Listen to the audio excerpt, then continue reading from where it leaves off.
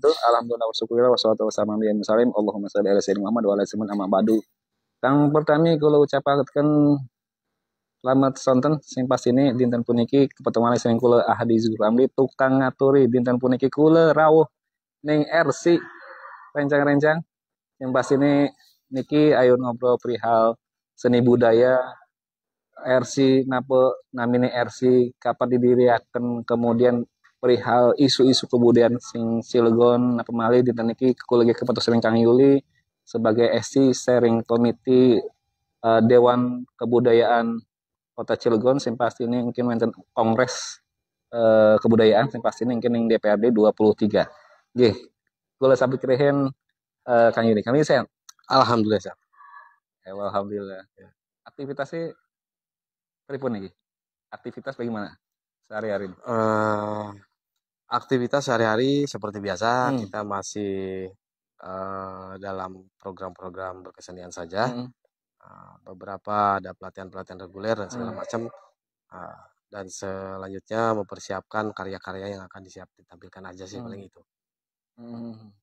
Nah, Kang Yul ini termasuk salah satu orang aktif di RC ya, Kang ya? Betul, betul. Nah, kadang kita juga di orang-orang Cilegon itu kadang kita juga menamai RC itu dengan singkatan ya. Kadang kita nggak tahu nih singkatannya apa nih. Saya tahu Kang Yuli bisa menyampaikan ke teman-teman CCM ini bahwa RC itu singkatannya ini berdirinya kapan kayak gitu secara historis. Baik, kita berbicara tentang RC ya. RC itu sebetulnya telah dibuat sekitar mungkin sekitar tahun 70-an. 70-an. Pada waktu itu masih pabrik baja Trikora yang masih bekerja sama dengan Rusia, Jerman segala macam ya. Sehingga banyak orang-orang dari luar sana yang butuh lokasi-lokasi untuk refresh, untuk hiburan. Sehingga dibentuklah sebuah area yang dinamakan RC. RC itu sebenarnya singkatan Recreation Center. Oh, Recreation Center. Iya, betul. British sekali. Jadi betul-betul untuk rekreasi mereka. Jadi ketika mereka penat di dalam pekerjaan di Krakatau Steel itu, pada pekerjaan mereka bisa lari ke sini untuk merefresh kejenuhan segala macam dalam wadah RC ini. Di tahun berapa itu Kang? Ini berdiri RC ini? Secara definitif saya juga belum paham, tapi sepertinya itu gedung ini mulai diperbaharui tahun 1979. 79 ya? 79 ya. Belum lahir gitu ya. Iya. Ya, Kang, 79 berarti sekarang kan sudah menginjak sekitar 30-40 tahun ya? 45 tahun. Artinya bentar lagi juga dengar-dengar katanya RC mau disnatalis dan juga sudah banyak SDM yang sudah dilatih. Betul. Dan programnya juga ada pelatihan tari ataupun yang lainnya. Kalau mau masuk sanggar RC ini gimana kan? Sanggar RC ini sebetulnya sekarang sudah mempunyai nama Padepokan Duta Seni KS. Padepokan Seni Budaya Duta Seni KS. Oke, mungkin saya akan sampaikan dari gimana runtutannya. Pada waktu itu di Krakatau sendiri punya struktur organisasi infrastruktur namanya Badan Pembina Olahraga dan Seni Budaya Krakatau Steel. Di situ terbagi dua, ada cabang olahraga dan bidang olahraga dan bidang seni budaya. Kebetulan di bidang seni budaya sendiri itu ada bidang seni dan bidang budaya. Nah, di bidang seni ini membawahi beberapa program-program khusus untuk karyawan. Seperti pelatihan musik, kayak musik tradisional, ada pelatihan silat, ada pelatihan tari, ada pelatihan dan macam-macam lah seni, sampai seni rupa ada. Nah, itu diprioritaskan untuk karyawan sebelumnya. Nah, di dalam bidang seni juga ada yang namanya satu visi dulu itu punya visi untuk membawa citra perusahaan melalui seni budaya. Dibentuklah di situ namanya Duta Seni KS. Duta Seni KS sebagai duta perusahaan untuk melalui seni budaya. Jadi dia sebagai badan promosinya, promosi ke perusahaan melalui bidang seni budaya. Dalam Duta Seni KS ini beberapa seni dicoba untuk di remake disesuaikan dengan kebutuhan acara-acara perusahaan. Salah satu contohnya adalah rampak beduk. Rampak beduk itu sengaja diangkat, dibina dan dijadikan sebuah performer yang layak di dalam sebuah acara-acara di perusahaan. Salah satunya itu. Kelayakan itu sudah ada studi banding ataupun penelitian tersendiri ya? Ya, sebelumnya memang pada waktu itu sama kemarin yang saya bilang Pak Purwojatmiko. Oh iya. Yang menginisiasi untuk mengangkat seni-seni pertunjukan yang ada di Banten ini, mana nih yang cocok untuk menjadi di acara-acara khusus seremonial seperti itu. Kemudian berkelanjutan Duta Seni KS itu mempunyai misi lawatan budaya. Lawatan budaya. Salah satunya contohnya gini, Duta Seni KS itu membawa nama Krakatau Steel dalam sebuah performa budaya. Misalkan pertunjukan di Borobudur International Performing Art, di Bali Art Festival. Itu kita membawa nama perusahaan untuk promosi budaya di situ. Kadang ada beberapa yang katakanlah di perusahaan-perusahaan besar itu, kalaupun ada tiap tahunnya itu apa ya, kompetisi atau festival antar perusahaan untuk mementaskan seni budaya. Misalnya pernah aku juga ketika di teman-teman teater itu ada juga di perusahaan PLN, PLTGU, saat itu ada di Bali juga ada seni pertunjukan juga. Berarti di sini juga sama ya? Misinya sama. Kami mempunyai tugas itu di Duta Seni KS. Jadi sebagai membawa citra perusahaan melalui bidang seni budaya. Terlepas itu acara apa saja, bisa acara rapat atau acara pertemuan antara pabrik baja Asia Tenggara itu terlepas dari acara itu. Kemudian semakin berlalunya waktu, akhirnya program ini menjadi sebuah tujuan minat bagi masyarakat wilayah sekitar. Akhirnya kita akomodir melalui pelatihan tari, pelatihan musik, pelatihan karawitan, pelatihan vokal, kawi, dan pelatihan silat dan bedug. Nah itu salah satunya adalah untuk membuat regenerasi pecinta seni budaya. Nah awalnya memang pada waktu itu hanya diperuntukkan untuk karyawan. Nah sekarang terbuka untuk anak-anak karyawan dan warga sekitar. Dan warga sekitar. Ini warga sekitar ini Cilegon atau kecamatan aja atau gimana? Awalnya justru yang daftar sampai Pandeglang. Sampai Pandeglang itu daftar. Serang, Pandeglang itu semua banyak yang daftar. Bahkan kita sampai kewalahan sempat kita menerima 300 orang pendaftar untuk ikut di situ. Akhirnya kita seleksinya lumayan punya tahapan yang cukup berat. Yang pertama salah satunya adalah dia harus punya bakat seni yang memang dia udah pernah pengalaman, dan itu akan dikurasi diseleksi oleh para kurator khusus ya, yang akan menilai. Nah terus yang kedua, dia itu punya pemahaman, selain pemahaman seni, dia dites secara psikologis. Secara psikologis seperti apa? Kekuatannya sampai mana. Karena itu nanti akan menentukan bagaimana program latihan itu berjalan. Akhirnya dari dua tes itu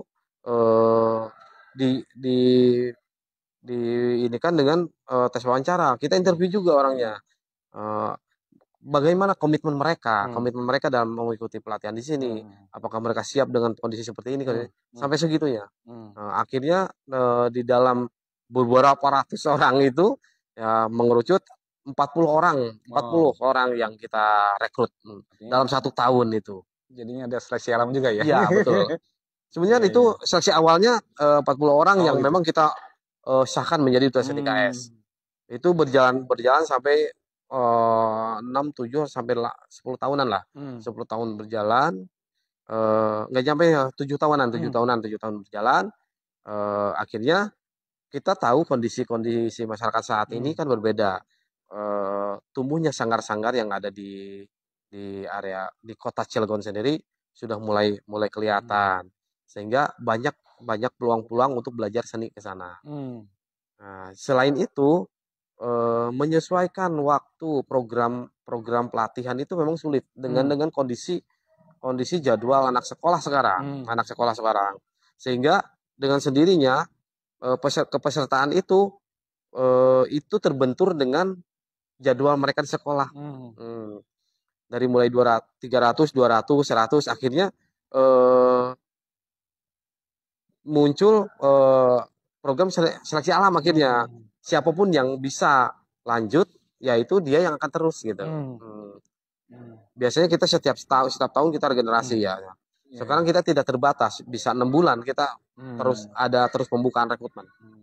Artinya dalam setahun itu bisa 2 kali penerimaan. Bisa 2 kali penerimaan. Nah, Kang, ini Kang Yuli termasuk salah satu orang yang terdampar di Cilegon ya, atau terbawa ombak dan kemudian minum air di Cilegon, akhirnya keterusan di Cilegon. Iya.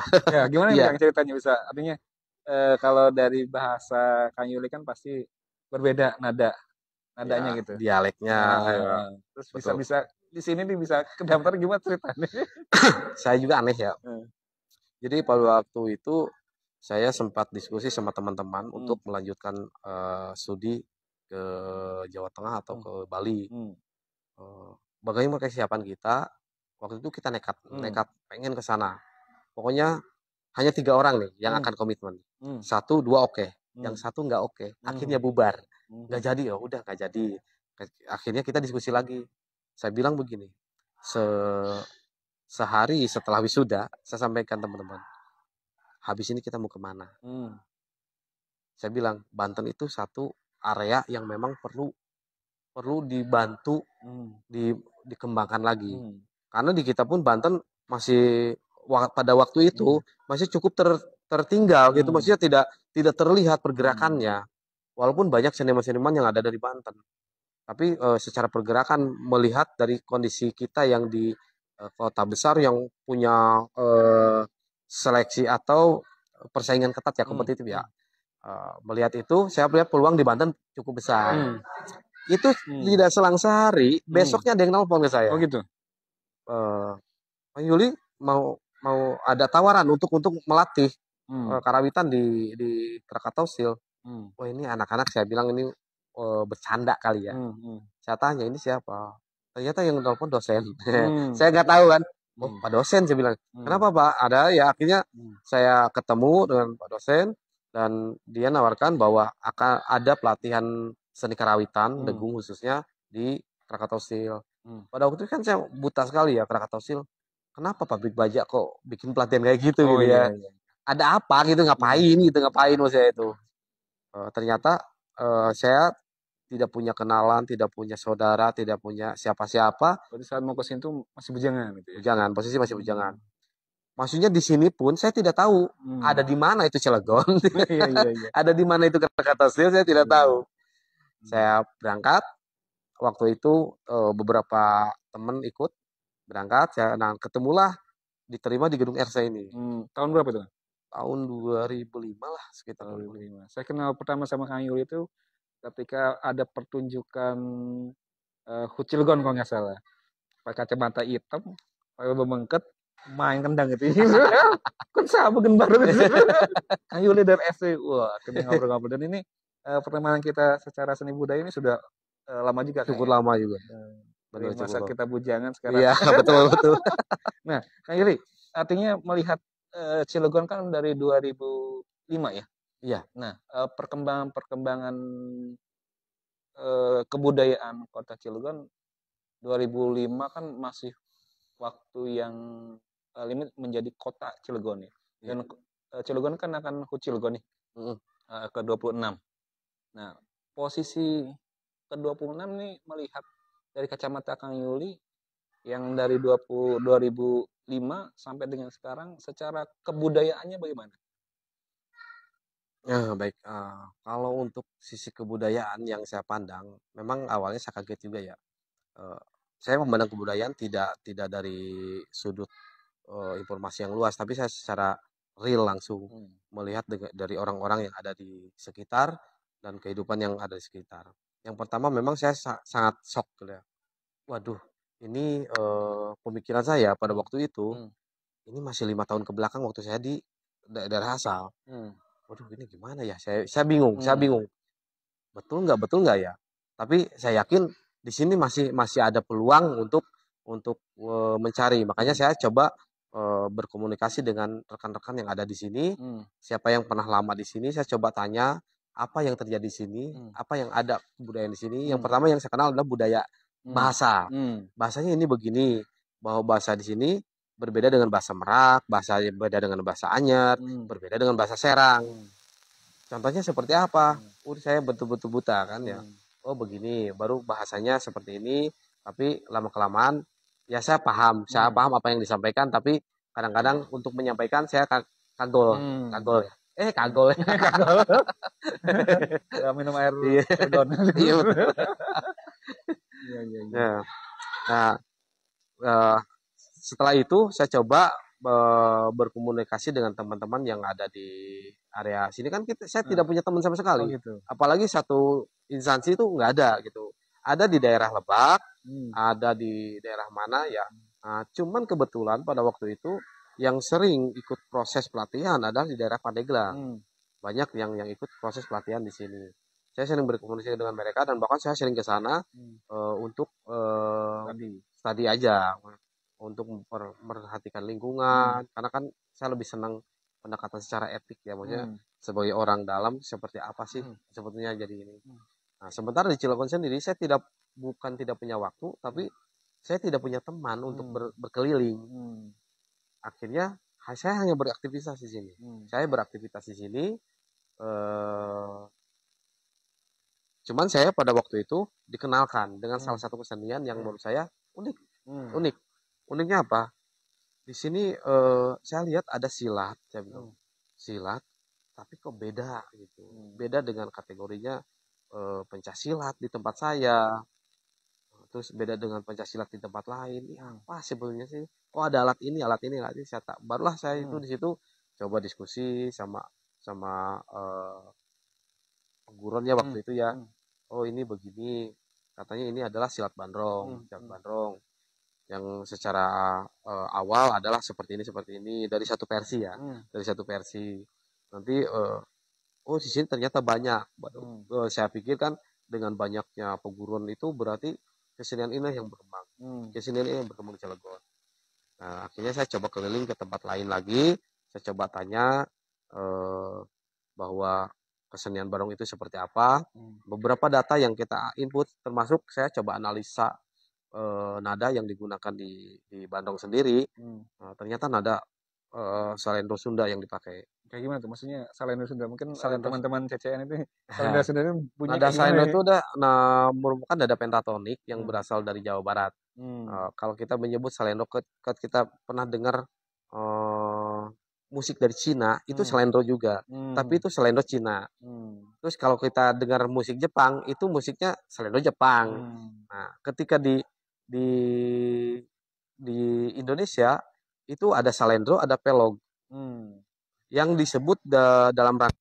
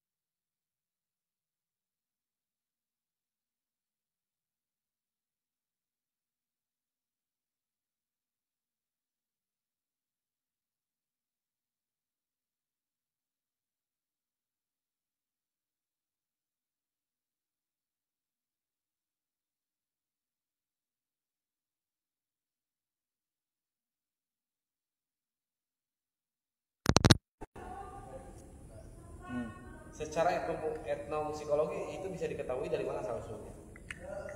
Nah, gitu berarti. Nah, Kang, teman-teman seni budaya Kota Cilegon ini kan sedang mengusung sebuah organisasi berkelanjutan itu, artinya sustainability itu kan penting ya, berkelanjutan itu penting tentang adanya kongres kebudayaan. Bagaimana Kang Yuli mencermati ini? Jujur dalam hati saya sangat senang. Dan ini berarti ada sebuah keinginan, ada sebuah harapan bahwa kita menjadi lebih baik. Memang kongres kebudayaan ini diharapkan bisa menjadi titik tolak bagaimana kita memajukan kebudayaan yang ada di daerah itu menjadi ke dalam track yang sesungguhnya, bahwa kebudayaan itu adalah bukan salah satu lagi, itu adalah unsur penting dalam sebuah, bukan hanya kota tapi negara. Negara itu tidak akan menjadi sebuah negara kalau dia tidak punya budaya. Nah, budaya itu sangat penting secara fundamental. Untuk saat ini budaya itu sangat hampir tidak disukai atau tidak dimengerti oleh masyarakat. Sebetulnya budaya itu seperti apa? Bukan jenis seni budayanya, tapi sistem budaya itu seperti apa? Sistem budayanya. Nah, kalau sudah menjadi sebuah sistem, berarti kan antara perlu dan tidaknya, penting dan tidaknya Dewan Kebudayaan. Ya, kalau kita menyebut penting dan tidaknya, itu bisa merujuk pada wilayah mana yang sebutnya penting dan tidaknya. Tergantung wilayahnya. Menurut saya di sini sangat penting. Penting Dewan Kebudayaan ini untuk mengawal atau dia memberikan apa ya, Dewan Kebudayaan itu penting untuk dibuat agar bisa memberikan rujukan atau rekomendasi mana sih hal-hal prioritas yang harus dibenahi di dalam budaya itu. Misalkan salah satu contoh gini, karakter masyarakat di Cilegon itu harus, kalau biar dia terlihat sebagai masyarakat itu harus ada ikon budayanya. Apa sih itu? Itu sangat sulit kalau misalnya tidak ada ikon budaya di situ. Tapi ketika kita nyebut bahwa Cilegon punya bandrong, jelas Cilegon. Karena jelas Cilegon, perihal dia lahir dari mana itu dari mana aja tidak apa-apa. Mau lahirnya dia berdasarkan mungkin dari sejarah etnomusikologinya, oh dia berasal dari Serang, dari Bojonegara, itu nggak jadi masalah. Tapi itulah kesedihan yang diterima oleh masyarakat Cilegon, itu terus digunakan. Nah, pentingnya Dewan Kebudayaan di sini adalah untuk salah satu itu adalah menjaga itu supaya menjadi identitas sendiri, salah satunya. Tapi di samping itu ada segmen-segmen lain, termasuk segmen-segmen yang kita sebut ada warisan budaya benda dan warisan budaya benda. Ada segmen yang memang terlihat, misalkan manuskrip ya, yang itu menceritakan bagaimana sih silsilah masyarakat Cilegon zaman dulu. Itu menjadi salah satu dokumen yang akan menguatkan sebuah daerah. Makanya itu bisa menjadi identitas sebuah daerah. Menarik. Jadi ini kalau bicara tentang identitas berarti penting ya. Sangat penting. Mungkin bisa saya sampaikan, teman-teman pernah nggak ditanya satu orang, saya ketika mewakili Banten pergerakan budaya saya sempat ditanya, oh Banten sedang cari-cari identitas. Saya masih bingung di situ, apa sih maksudnya gitu. Ketika saya telah ya saya baru sadar gitu, apa sih yang harus kita keluarkan di kita misalkan kita mau membawa sebuah, salah satu aja lah, kita nyebut bahwa ini adalah sebuah masakan, misalkan ini kupat tahu gitu. Ini kupat tahu adalah asli dari Cilegon. Bagaimana kita menyebut asli? Ketika orang Tasikmalaya bilang kupat tahu dari Singaparna, mana mana juga gitu. Tahu Sumedang udah jelas ceritanya tahu Sumedang ini tahu jelas pada tahu Sumedang gitu ya. Ya kita secara identitas mana yang kita sebutkan gitu. Apakah memang hanya karena tahunya dibuat di Cilegon terus itu menjadi tahu Cilegon? Padahal secara akar itu tetap tahu Sumedang. Nah, berarti ketika mau membawa sebuah identitas itu, berarti harus ada ekosistem yang mendukung. Betul. Ekosistem yang mendukung, dan itu bisa menjadi sebuah ekosistem kalau environment-nya memang diciptakan khusus menjadi ekosistem itu. Nah, kan mungkin ada beberapa teman-teman Cilegon Colors yang bertanya teman-teman dengan posisi apa fungsinya Dewan Kebudayaan? Fungsi Dewan Kebudayaan Cilegon ini lebih kepada membuat sebuah blueprint, sebuah cetak biru bagaimana program kemajuan kebudayaan Cilegon itu selama mungkin dalam jangka waktu 5 tahun ke depan itu apa nih yang harus diprioritaskan.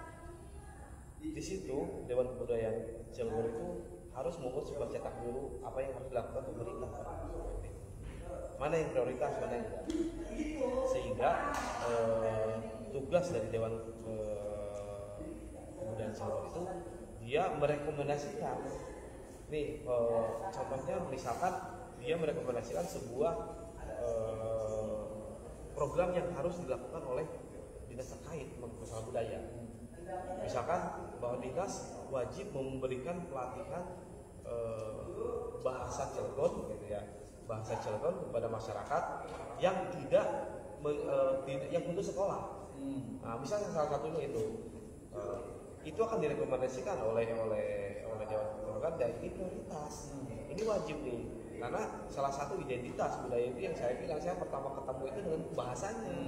Bahasanya sendiri itulah yang akan menjadi identitas pertama itu untuk daerah. Nah, itu yang akan menjadi satu rumusan bagi Dewan Kebudayaan yang akan diajukan kepada dinas terkait supaya itu dijalankan, dieksekusi, dan itu tersalurkan kepada memang orang-orang yang wajib di mengetahuinya. Iya, Kang. Artinya ada beberapa ketika menciptakan edukasi dari bagaimana pendidikan berbasis budaya, bagaimana ekonomi berbasis budaya, bagaimana kebudayaan berbasis kebudayaan. Ya. Nah, ketika hal itu tercapai, kalau ada yang katakanlah kan kita bukan hanya internal keluarga dan keluarga terlebih dahulu, tumbuh bagaimana budaya belajar, budaya bertata krama itu pasti dari keluarga. Ya, kemudian itu dari sekolah, kemudian di masyarakat. Ya. Kalau kita di luar masyarakat, kalau misalnya sekolah sudah ada guru dan yang lain-lain. Kalau di luar misalkan orang-orang seni budaya dan seni dan budaya kan biasanya kan KTP-nya tidak diakui. KTP-nya seniman, KTP-nya budayawan. Kan belum ada pengakuan dari beberapa institusi segala macam. Mungkin ada di catatan pusat, tapi ketika sudah di masyarakat itu yang namanya seniman dan budayawan itu selalu konotasinya secara evolusinya value-nya berbeda. Value-nya dan posisi jadi seniman dan budayawan, bagaimana keterkaitan dengan di industri Cilegon banyak industri, bagaimana untuk mengedukasi bahwa kalau kita lihat di beberapa industri itu kadang ada yang ada budayakan safety, budayakan keselamatan kerja, budayakan tidak korupsi, kan ada kata-kata budaya itu ya. Tapi kadang ketika hal-hal tertentu ada penafsiran yang berbeda.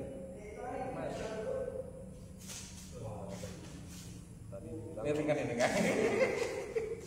sedikit ini juga sedikit rumit ya. Mungkin teman-teman bisa merujuk kepada tahun yang lalu atau bahkan 60 tahun yang lalu ketika pabrik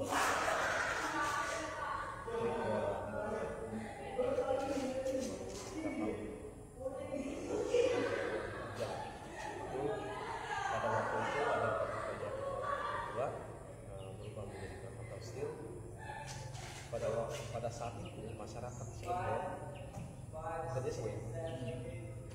dia sebagai petani, sebagai nelayan, sebagai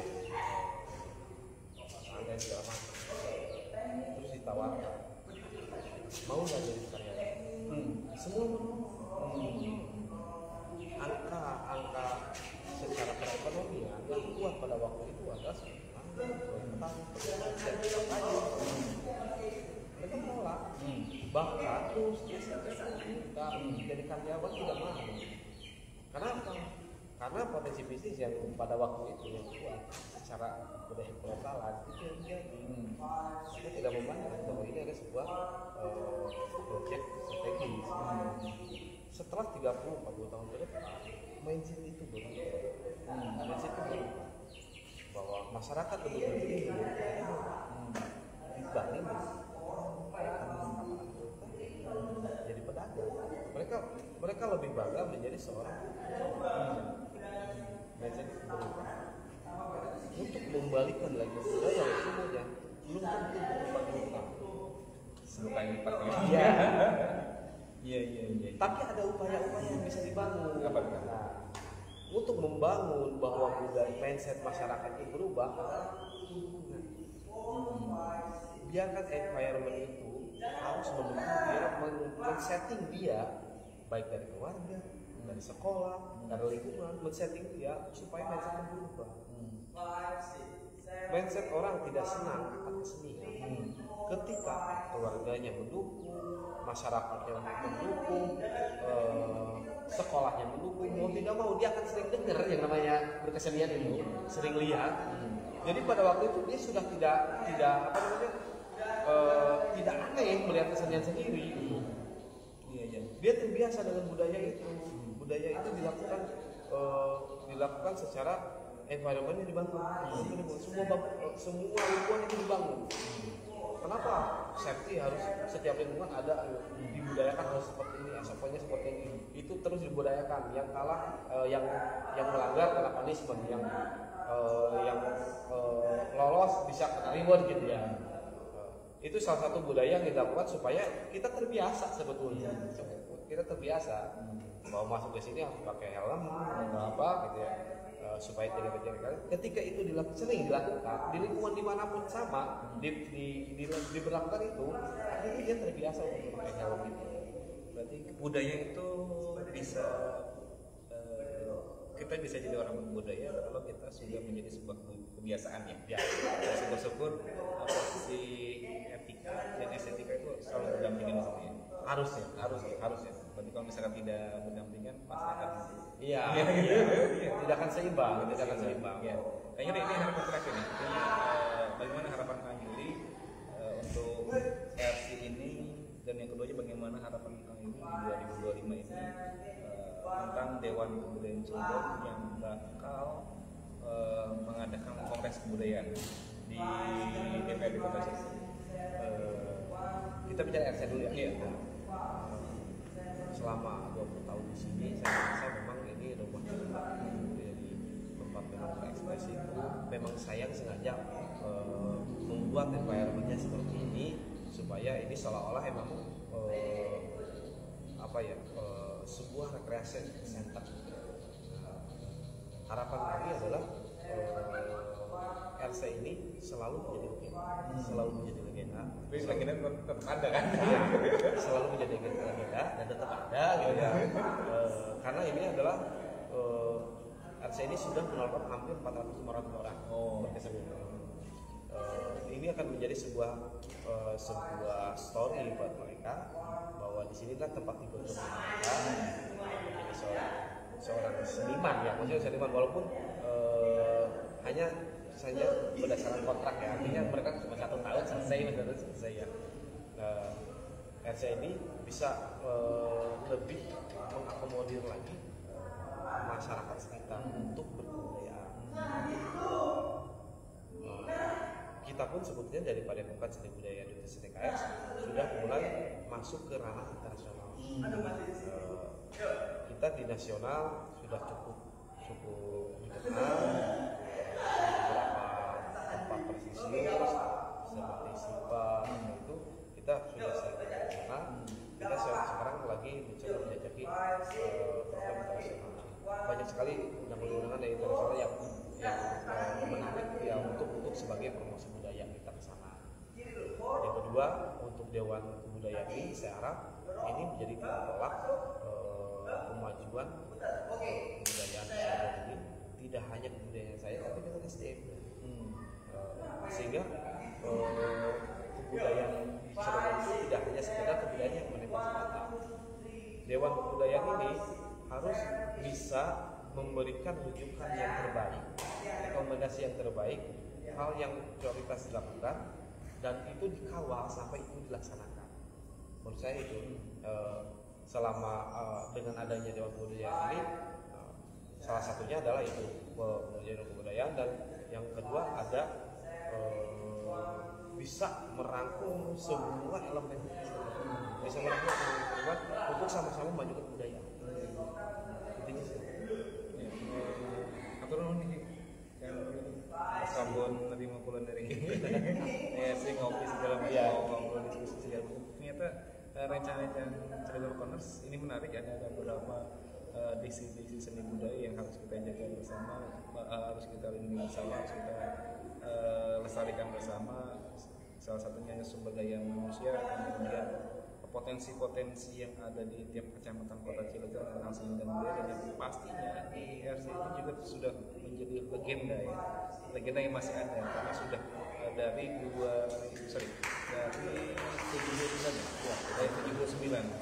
artinya sudah berpuluh-puluh tahun edukasi RC ini sudah mendidik beberapa orang dan segala macam, dan pastinya mohon doanya semoga RC ini tetap ada, dan juga kalau kita ingat dari Dekrantes, kita ada maka kita mengada.